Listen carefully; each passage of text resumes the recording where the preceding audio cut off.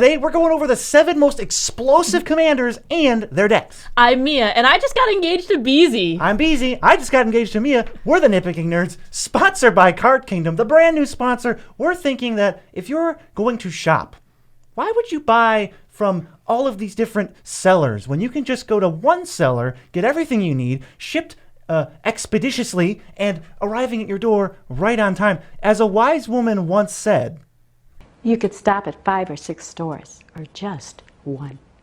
We love Card Kingdom. Click the link in the description below. Tell them we sent you. Also, we're sponsored by Dragon Shield, best sleeves in the multiverse. good sleeves. If you use the code Nerds. at checkout, you can save 5% of your real money tax dollars on the best sleeves in the multiverse. Good sleeves. We're also sponsored by Moxfield. Ad in the video. Can't guess it. If you guess it, you lied. And we are talking about the 7 most explosive commanders in the format. We're going to go over a little bit of what their decks looks like. You're going to get an inner working of these decks. But first, we're going to just define explosive. This is just kind of commanders that build up this big board and then kind of just dominate the game. They have some kind of huge play. They enable gigantic moves that just take over the game like in one fell swoop.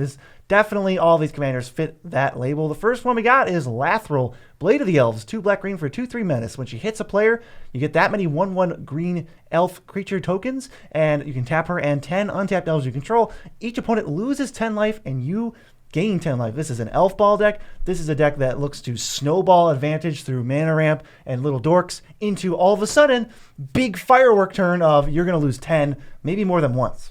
Having so many bodies on the field is a lot of value. You start off with your normal mana dorks, your Llanowar elves, your Arbor elves, all of that, just to make sure that you can play all of the rest of your creatures too. And then you just start snowballing with a ton of advantage. Elvish Archdruid helps pump your creatures, and Beast Whisperer helps you with just drawing cards so you can keep throwing stuff onto the battlefield. What's also awesome is that Lathril makes creatures herself. She's really easy to hit a player because she has menace, and then you'll start just gaining creature advantage when she hits, especially if you can pump her. Yes, Lathril's going to start pooping out elves. You're going to have these, like we said, cheap dorks that are going to ramp you early into like the elf payoffs. The Priest of Titanias and the Elvish Archdruids are just going to power up your mana so that you can play more elves.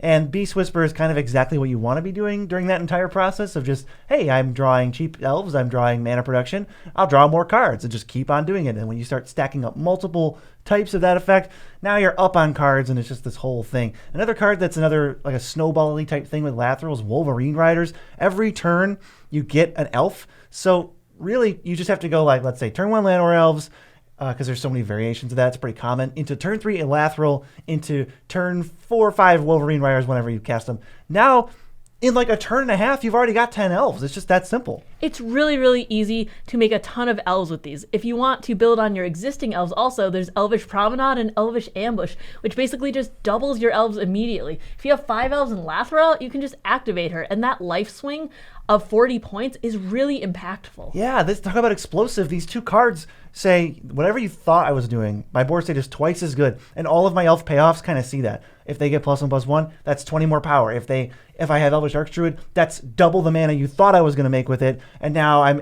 have access to even more stuff going on. And just, it is kind of goofy when this goes off. There's also, you can play around with that tap untap thing that Lathril has and that elves kind of do pretty well. Quest for Renewal is one. When your creatures become tapped, then this thing gets counters, and then if it gets enough, which is very easy in elves, you can now activate Lathril on everybody's turn, and that's just 1 turn cycle to kill everyone. I love the fact that it comes down really early too. I've gotten this down turn 2 and then just had a bunch of cheap elves and then just been able to activate Lathril 3 times and turn like 5, basically just killing everyone by turn 5. I also really like this commander because since you're making a ton of bodies, you can also go for the combat kill if you can't keep Lathril on the board. Azuri, Renegade Leader, is a great way to have that overrun type effect. If you have a ton of little bodies, you just keep pumping your mana into it and then swinging for gigantic combat damage. Yeah, it's one of many outlets for all of your mana that just triggers these explosive turns where you go, okay, the elf player's got 6 or 7 elves. That's pretty good for them. And then all of a sudden, before you know it, it's +20 trample, and you're taking 180, and you're like, what just happened? Lathril just happened. Another explosive and properly feared commander is Joda the Unifier. Wooburg for a 5/5. Legendary creatures you control get +X/+X, where X is the number of legendary creatures you control. Whenever you cast a legendary spell from your hand, you exile cards from the top until you exile a legendary non-land with a lesser mana value. You can cast it for free and put the rest on the bottom of your library in a random order.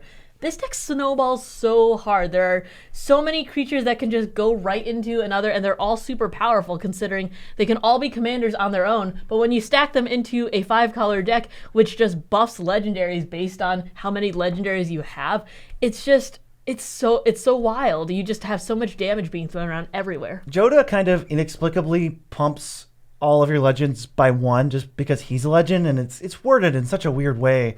Normally it says other, but he's a 6/6 always, which is like kind of unintuitive, but that extra pump is huge.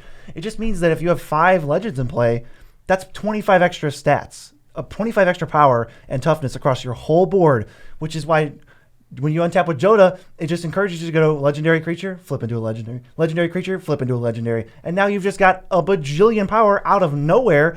And it's always surprising to me just how out of hand Joda gets immediately. Part of it is because of stuff like Canine, Mark 1.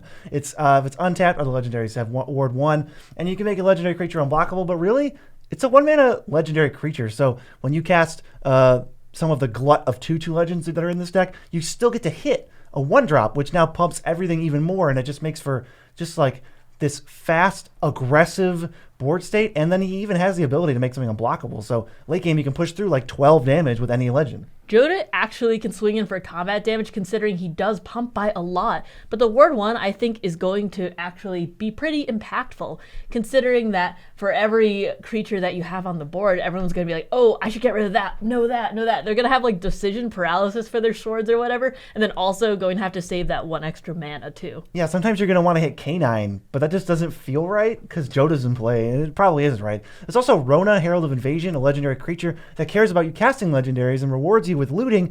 She technically transforms, but nobody has ever done that. This is just a 2-mana beater because of Joda that loots whenever you cast a spell, basically. I mean, that's so much value. You're going to be casting multiple times per turn if you have Joda out also. How do you miss when you constantly loot into more legendaries? You really can't miss. It's amazing. Vega the Watcher is also a great one. 3 mana for a 2/2 flyer. Whenever you cast a spell from anywhere other than your hand, draw a card. Another piece of value, so when you're casting from off the top, you're just going to be drawing cards too. And even when you cast Joda from your command zone, you get a card. The Vega's like perfect. Plus it flies, which normally is like but when it's going to be an 8/8 or a 9/9, that's relevant damage. This thing's like a dragon that comes out on turn 3 and just says whenever you do the thing that you always want to be doing, draw a card. It's like pretty overwhelming. We also have Kutzel, Malamet Exemplar. I love this card from Lost Caverns, and I was like wondering where it would go.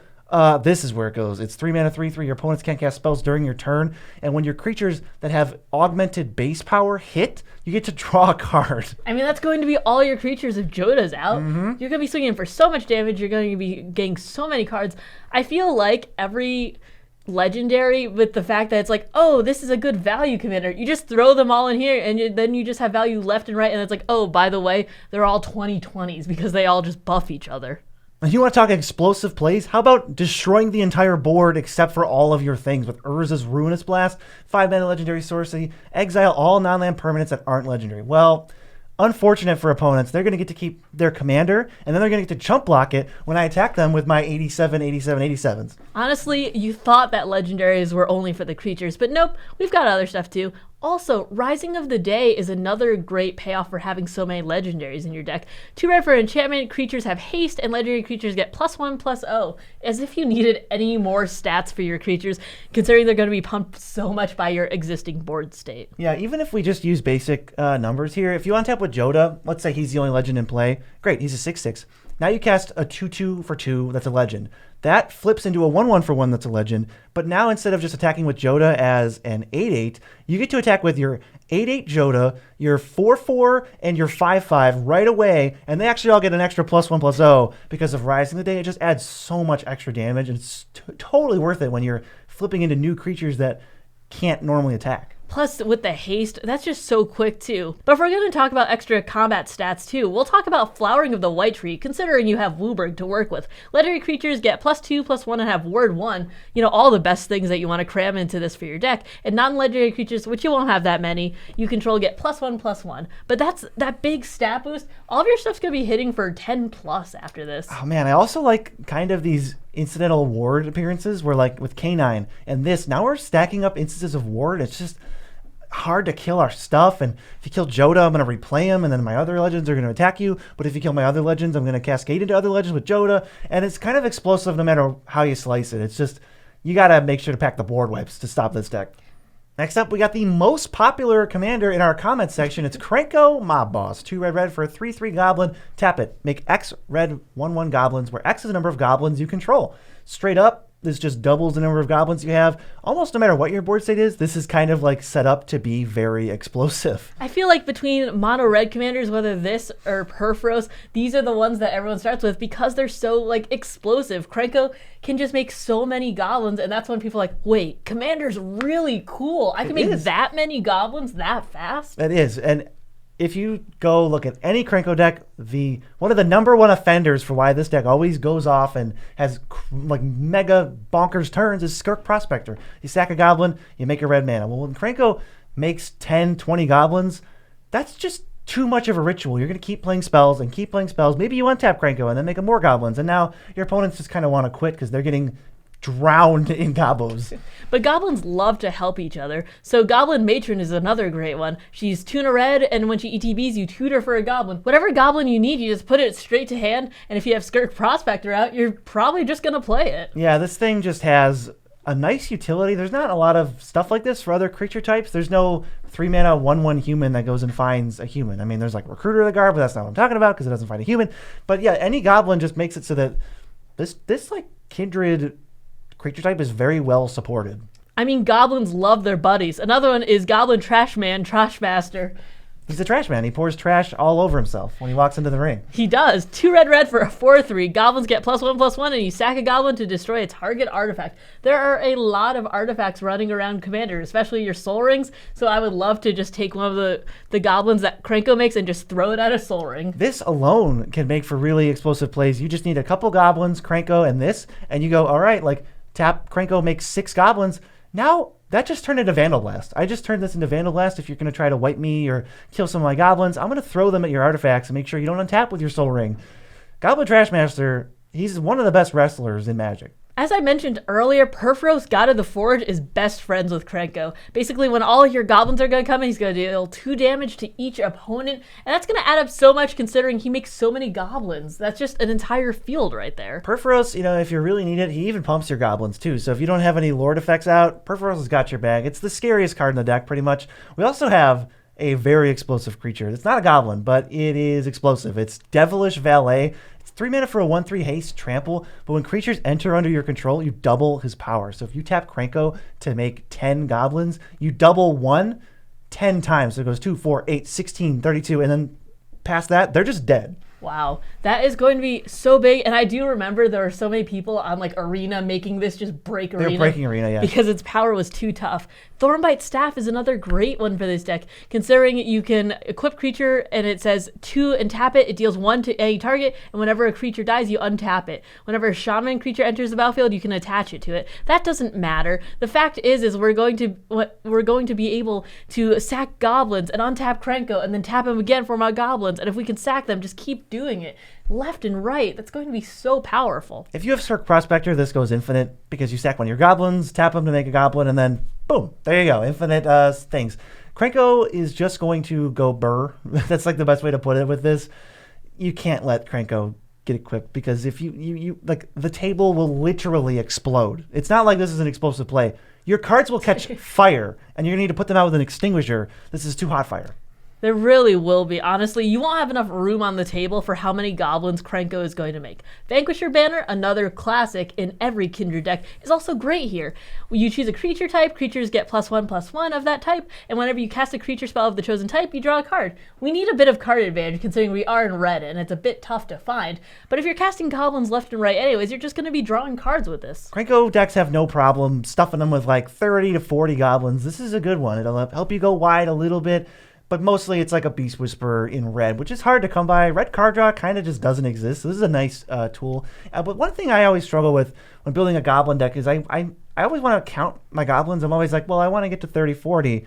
How can I do that? Moxfield.com lets me do that because when I build my goblin, my Krenko Mob Boss deck on Moxfield.com, all I got to do instead of meticulously counting every goblin and hovering over every card and trying to see, wait a second, this isn't a goblin, it's just a good card that powers up my deck. Devilish Valet is not a goblin, I got to take one off my count. It's right in the bottom. They have everything displayed for you in the easiest possible way. They have counts of everything. If you want to know how many lands you have, your average mana value, if you want to know what percentages of the colors your deck sways to, Moxfield will tell you all of that. It's really easy to even play test on there too.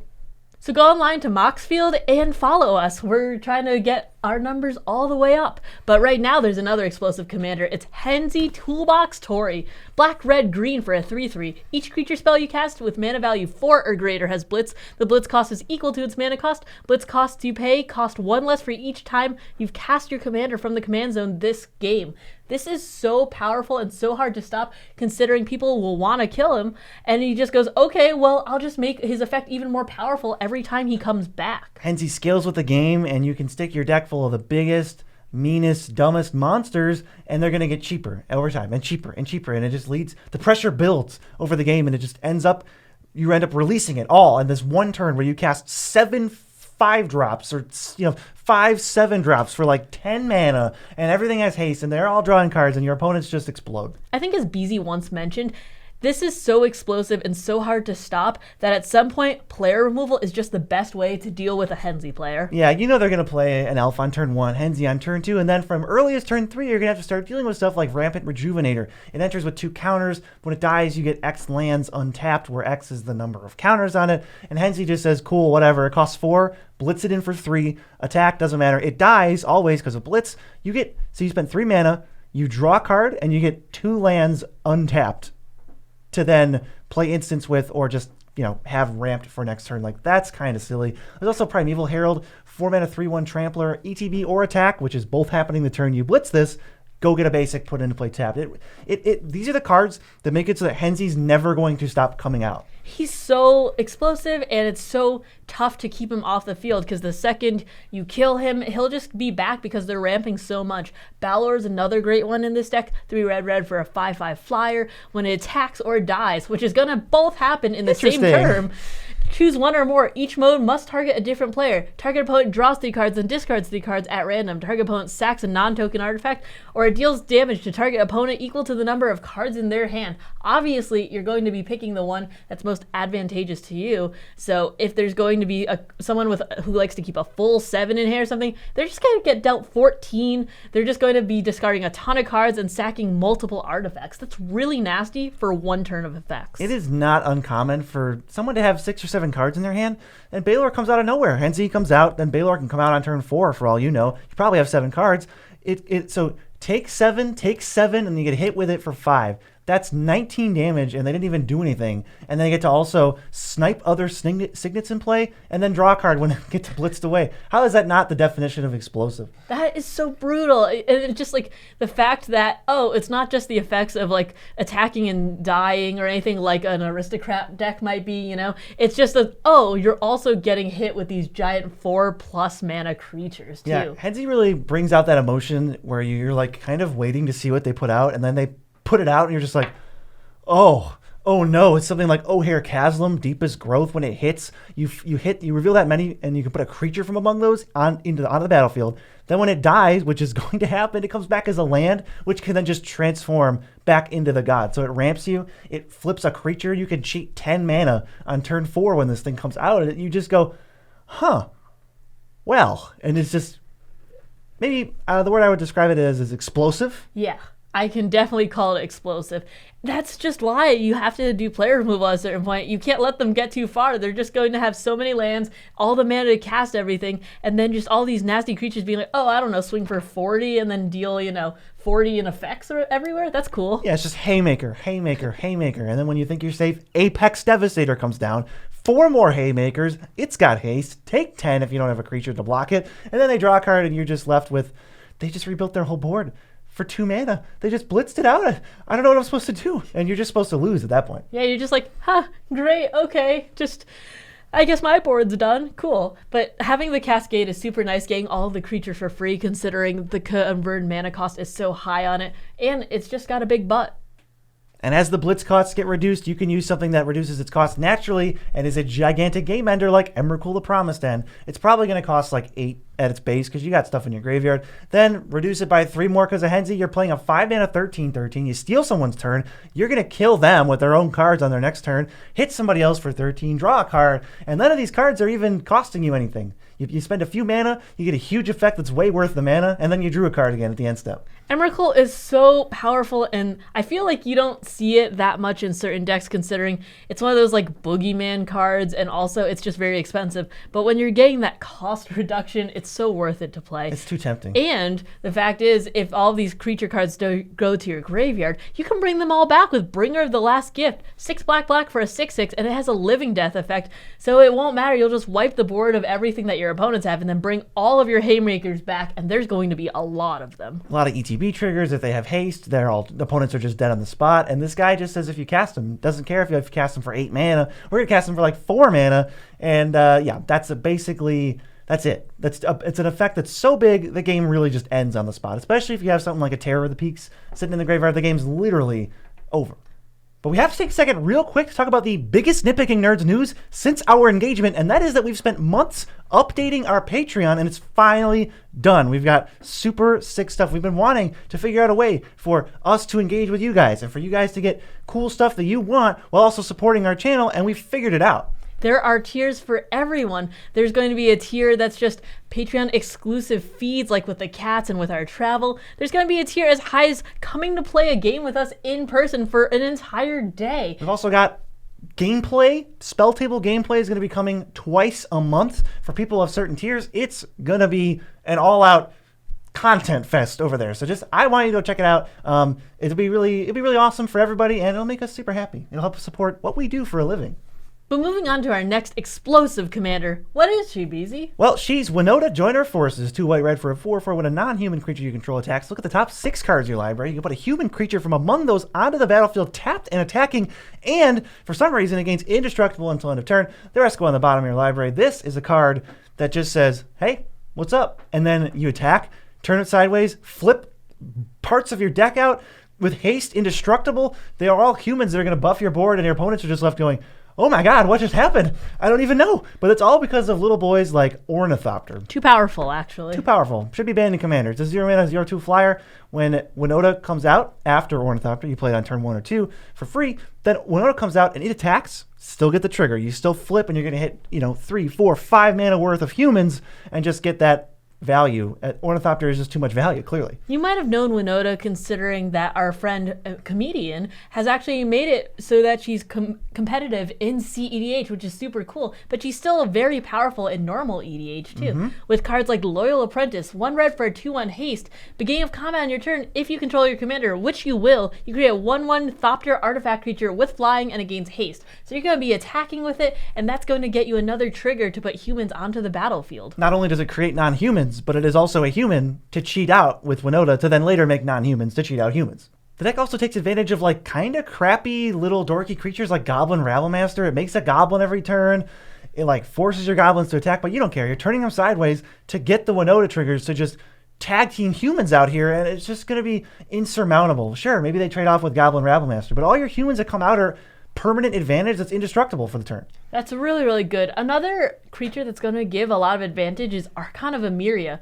3 mana for a 2/3 flyer. Each player can't cast more than one spell each turn. Non-basic lands your opponent's control enter tapped. This is really good considering these decks are built kind of stacksy. You're not going to be comboing out with Winota. You're going to be dealing a lot of combat damage. So this is going to help you slow the game down and also get those combat triggers. Winota doesn't have to cast a lot of spells because she gets a spell-like effect whenever she does anything with attacking with non-humans. So you're going to stifle your opponent's game plan, make their lands enter tap so they can't cast their spells on time, and then just beat the crap out of them with your ragtag bunch of bulk bin humans and ornithopters.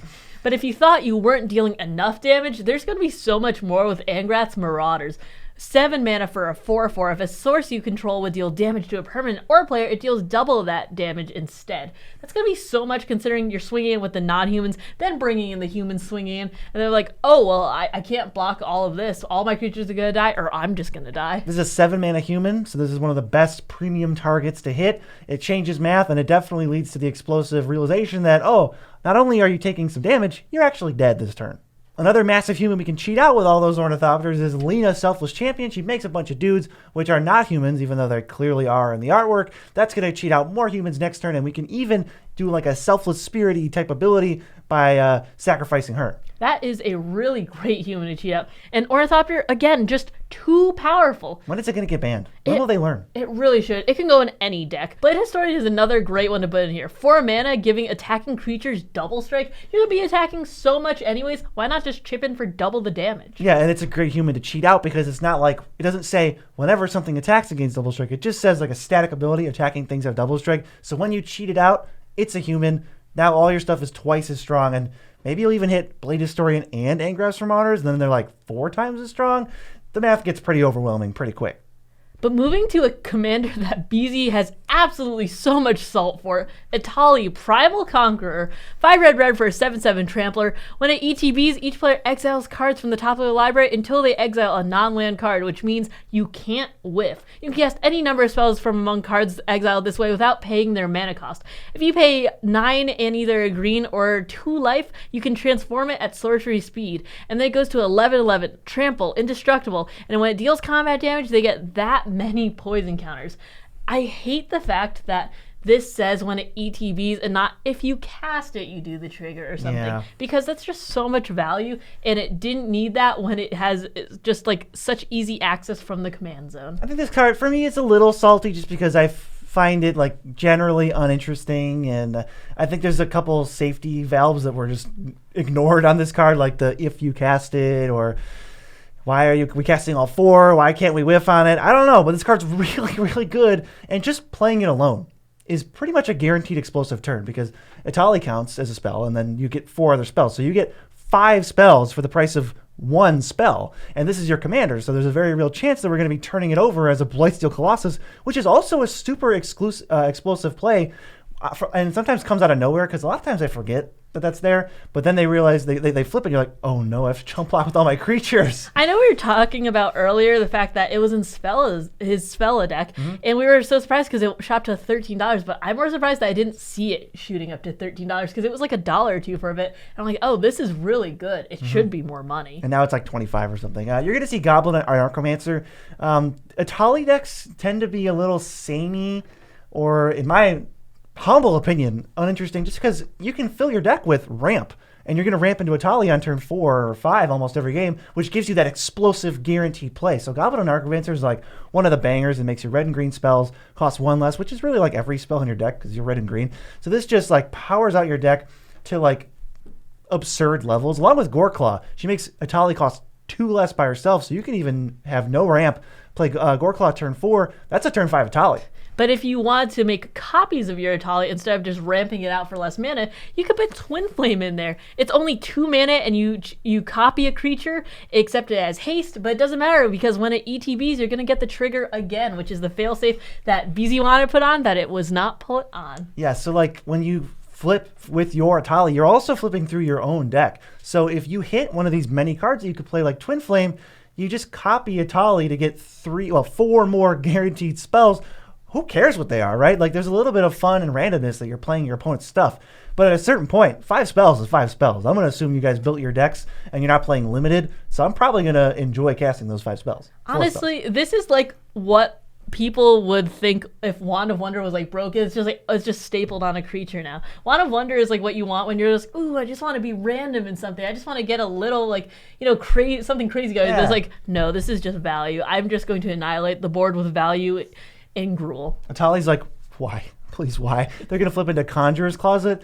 And we did play a game against Atali where they played Atali on turn 3 and then flipped into a Conjurer's Closet. And I was like, okay. Unironically, I would like to concede the game because I just can't beat that. That's way too explosive. Some of us were on turn 2, and it was just like, we're dead. We're just straight up dead. Atali did so much that game. And that was the birth of BZ's Salt Grain. That was not the birth of it. That was one more grain in the salt shaker. But a super nasty card in here is Call Forth the Tempest. 5 red for a sorcery. You cascade twice, and then it deals damage to each creature only your opponents control, equal to the total mana value of other spells you cast this turn. But that doesn't matter if you're just flickering Atali left and right, and you've cascaded twice. That's going to be like 20. That's just a full board wipe for everyone but you. Yeah, there's a couple scenarios the Atali player is looking for in this case. You can't really cast Atali for 7 and then cast this for 8 mana. But if you cast Atali for 7 and then flip into this, you still get the cascades. It sees all the spells you cast with Atali plus the 2 cascades. That's going to be a Plague Wind, a one-sided board wipe. And there's also, if you have Atali out and you have this in your hand, you can play Twin Flame for cheap, then play this for 8. And it's still a decent chunk of mana, but you're ramping, so you can do that. And then that's just another 6 spells. That's a one-sided board wipe. And let's not forget, with our boy Atali, one-sided board wipes are very favorable. So we're going to throw in Blasphemous Act, because when we play Blasphemous Act for 1 and blow up everything, the thing we did right before that was flip Atali into an 11 indestructible with Infect. And I could barely even say that because it was just too explosive. When you flip him, he's indestructible, blow everything up, and then hit any one player to just KO them right off the spot. I think the poison is just such an unexpected turn. It was like, cherry on top. we corrupted Atali, now you get the effect but better. But wait, also, Atali poisons you if you just let it sit a little bit too long. Yeah, if you kill it, they're going to recast it, and you're going to feel bad. But if you don't kill it, they're going to flip it, and you're going to be like, uh-oh. That's a one-hit KO. Keeper of Secrets is also a great one in here. 6 mana for when you cast a spell from anywhere other than your hand, which you're going to get guaranteed 4 from Atali, plus the 5th if you cast it from the command zone, deals damage equal to that spell's mana value to target opponent. Now we're just zapping people out of the game. That's so like nasty. That's going to be dealing so much damage if you have this and then Passionate Archaeologist. That all of that damage, you could probably just kill your opponents with that alone. It doesn't even matter what you cast. You just treat them like burn spells. You don't even read the spell. You just go 7, 6, 5 to the face. Twin Flame, 4, 2, 4, and then they're just they go away and they don't come back because they're dead.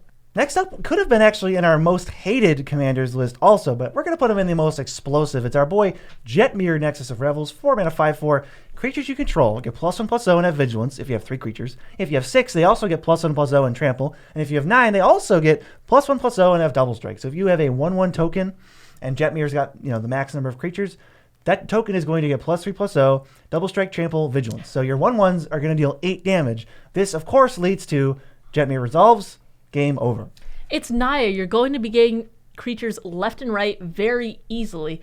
I can't believe that Jetmir is only 4 mana. He's a 5/4, which is just good stats already, and then you just staple I win if you let this resolve. Yeah, usually what you see from Jetmir is that he's the last spell that they cast. He's not like a develop my board, play it on turn 4. It's a develop my board, play, token, and here's 100,000 power. It kind of does a Crater impression, honestly. But the way we're going to be building up these tokens is through things like Scoot Swarm, where your 6th land entering doubles the number of Scoot Swarms, and then every land after that doubles that number, and they just keep doubling. And you don't need too many Scoot Swarms to win. That card can win the game by itself if you let it go for too long. But Jetmir certainly helps speed up the process. I mean, when they're hitting for 8 each and you have like even 5, that's so much damage. That's an entire opponent's life total. Miral, Shield of Argive, is also a great one. You make it so that they can't cast spells or activate abilities during your turn, which is when you're going to be casting Jetmir and winning. And when it attacks, you create X 1/1 colorless soldier artifact creature tokens, where X is the number of soldiers you control. So it's just going to be spiraling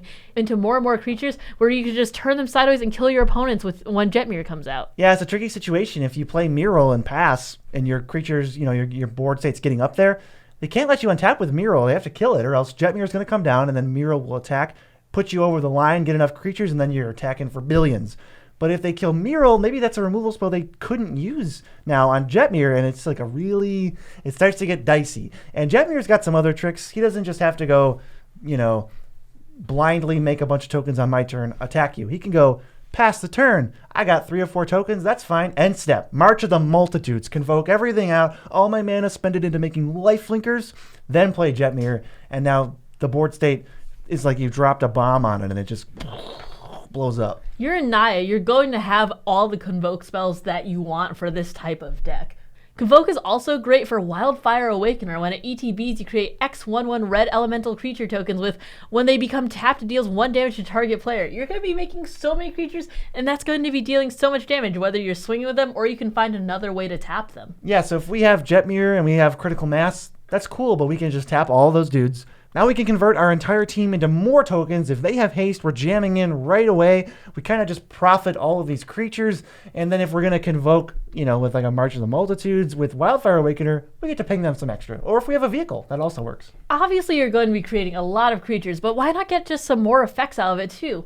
Pest Infestation is another great one for this. XX in a green for destroying up to X target artifacts and or enchantments. And you create twice X black and green 1/1s where it says where this creature dies, you gain 1 life. So if they wipe the board, you're gaining a bunch of life. You're destroying their soul rings, you're destroying their conjurer's closets and their blindos and whatever, really, because that's a lot of value. And then just, I have an entire board too? That's cool. I mean, you can play Naturalize, you can play Croson Grip if you really want to, but this is a way to swap out removal so that now even your removal makes a board state, and if you spend 5 mana to kill 2 things, you get 4 tokens out of it, and it just feels like if your deck is full of Critical Mass stuff like this, that just everything you do, whether it's ramp removal or card drop, puts creatures onto the battlefield, you're never going to be able to keep this like Jetmir Time Bomb from going off. This is the type of synergistic removal we recommend playing, if your deck allows it at least. Prosperous Partnership is another great card in here.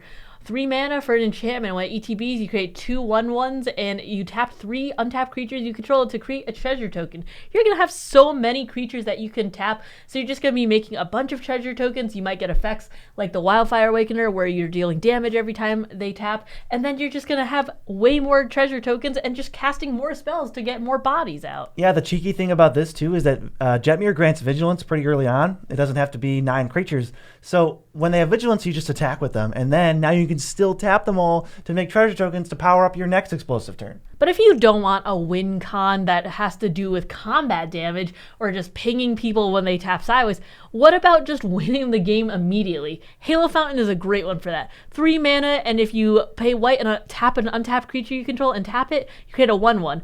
2 white and tap it, untap 2 tapped creatures you control, you draw a card. But if you pay 5 white and tap it and untap 15 tapped creatures, you win the game immediately. Yeah, this is kind of, I would say, an alternate win con. You will never need to win the game with Halo Fountain if you also meet the condition to win the game with Jetmir. Jetmir says have enough creatures, the game's over. But if for some reason Jetmir's being hated out, which he should be, I think that's really the only reason this game would go that long, is if they continuously kill Jetmir. So Jetmir's out of commission. Maybe he's got Kenra's Transformation on him. Now our creatures will tap. They don't have Vigilance because Jetmir's not there. And then we can just go, boop, untap. Before you even block, I'll take all the stressful thinking off your hands. Math is not for blockers. You're dead. I love the fact that that would be thematic too, considering they were both in Streets of New Capenna. So it is very flavorful to have both Halo Fountain and Jetmir in the same deck. Right. And you may think Jetmir should have been in the 7 most hated commanders of all time. I possibly agree with you. Go check out the actual 7 most hated commanders of all time here to see if Jetmir would nudge any of those off the list.